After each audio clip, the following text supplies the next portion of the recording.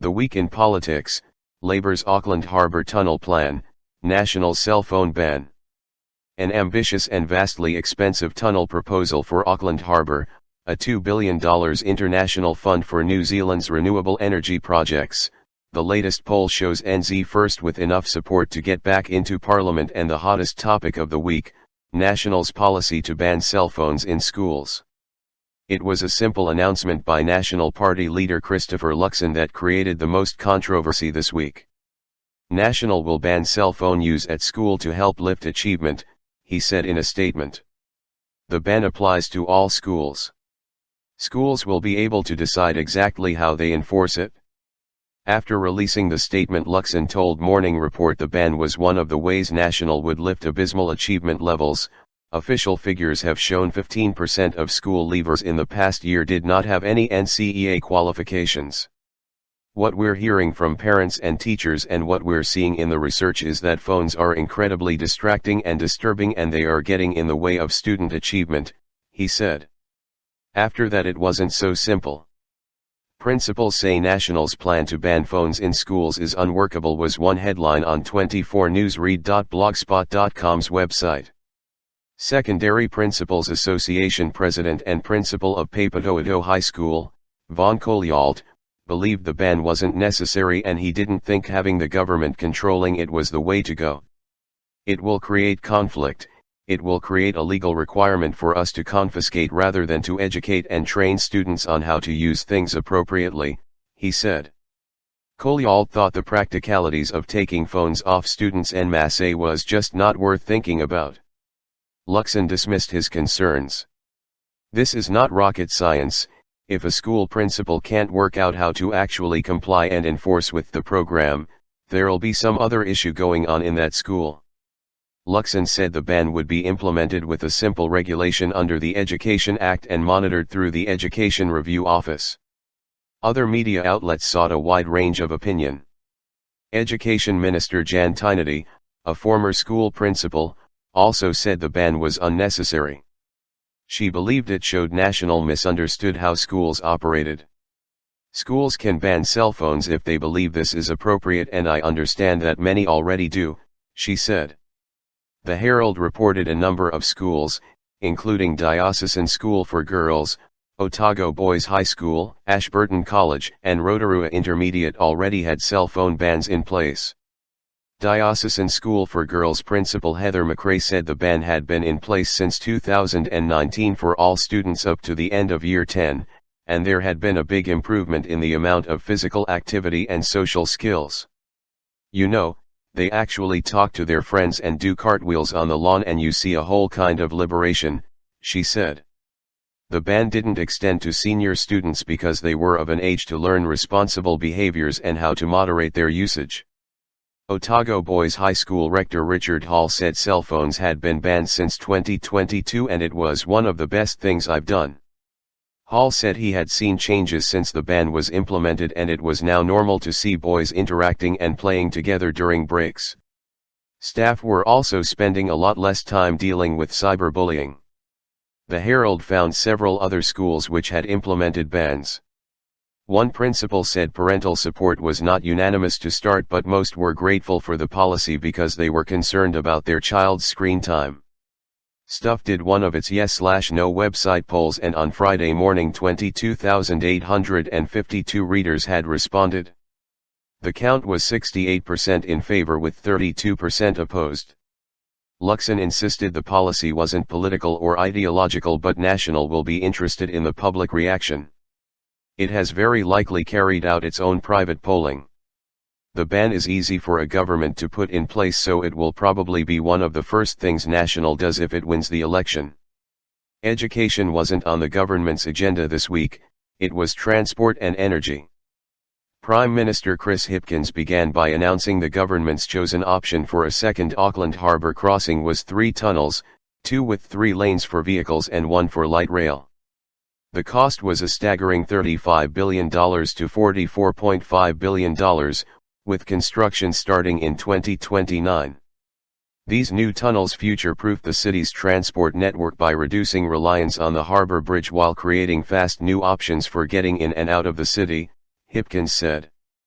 For decades we've heard about false starts, vested interests, political stalemates, a lack of vision and a lack of will. It's time to stop that talk, we need to move into action mode. It's a hugely ambitious project which will take decades to build, and ran into its first problem when Auckland Mayor Wayne Brown accused Labour and National, which said it was supportive of more vehicle lanes, of putting politics above transport, the Herald reported. Brown said the council was looking forward to working on some better, faster, and cheaper plans.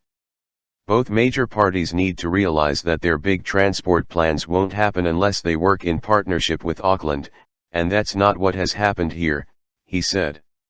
The Herald published an editorial pointing out some obvious difficulties. There are questions about cost effectiveness.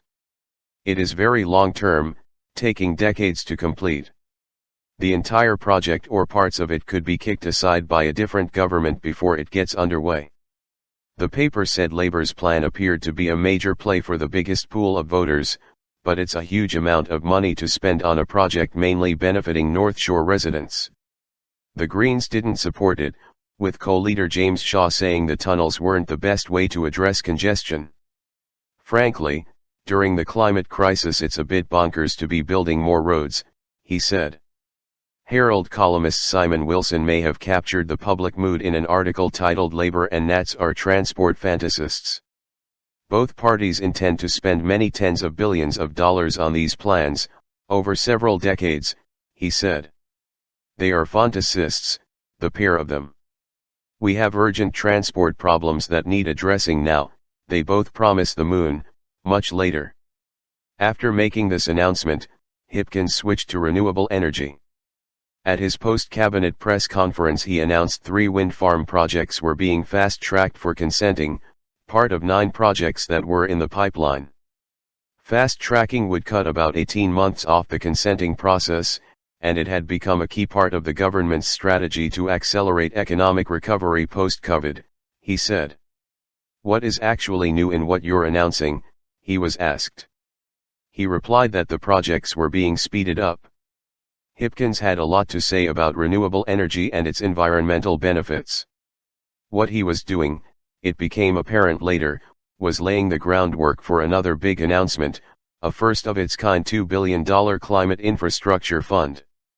The fund is being launched by BlackRock, one of the world's biggest investment companies, and the aim was to make New Zealand the first country in the world to reach 100% renewable energy, 24newsread.blogspot.com reported. The head of BlackRock Australasia, Andrew Landman, said it was the first time it had done a country-specific initiative like this one.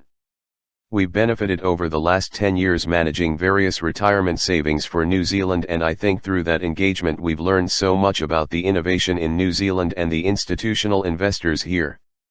They are our global leaders. Economist Bernard Hickey explained how the BlackRock investment works.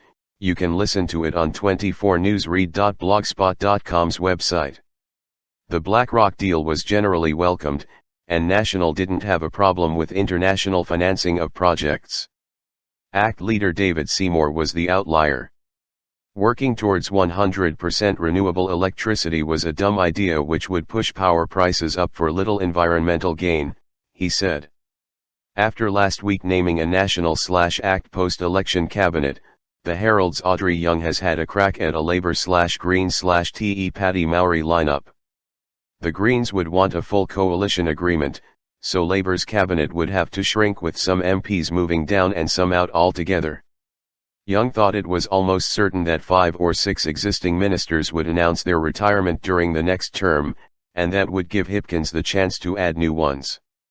Her picks for retiring ministers were Grant Robertson, Kelvin Davis, Damien O'Connor, David Parker, and Nana Omahuta. So the renewal in any Labour/Greens cabinet would initially be provided by the Greens, and then by Labour partway through the term. 2 ministers, Michael Wood and Kiri Allen, have resigned and not been replaced, which helps make room for the Greens. They would have 3 ministers in cabinet: James Shaw with climate change, Marama Davidson with conservation, prevention of family and sexual violence and associate housing, homelessness, and Chloe Swarbrick holding mental health and associate local government, climate adaptation. Outside cabinet there would be Julie Angenter with associate transport and women, Tina Tuyano with oceans and fisheries and associate agriculture, and Galraz Garaman holding disability, associate justice and associate immigration. Young said though Te Pati Maori would stay out of a coalition, giving Labour support on confidence and supply only. She thought it highly unlikely they would want ministerial portfolios. The week ended with a Taxpayers Union Curia poll showing NZ First climbing to 5.8%, enough to return to Parliament with 7 seats. The poll continued the trend of National and ACT having sufficient support to form a government if an election was held now, but they would only just make it. It was bad news for Labour. The party dropped 4 points to 27.1%, slipping below 30% for the first time. National didn't gain much from Labour's fall, going up 1.6 points to reach 34.9%.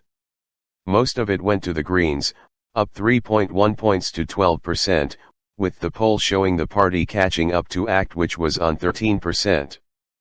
Previous polls have shown NZ First slowly gathering support, but this was the first one to put it firmly over 5%. A Roy Morgan poll last week had it on 5%, and that was the first time NZ First had reached the threshold. The next set of polls released by TVNZ and Newsub will be important because they will show whether NZ First's gain and Labour's slump are a trend that's firming up. Subscribe our YouTube channel and click our bell icon for new videos.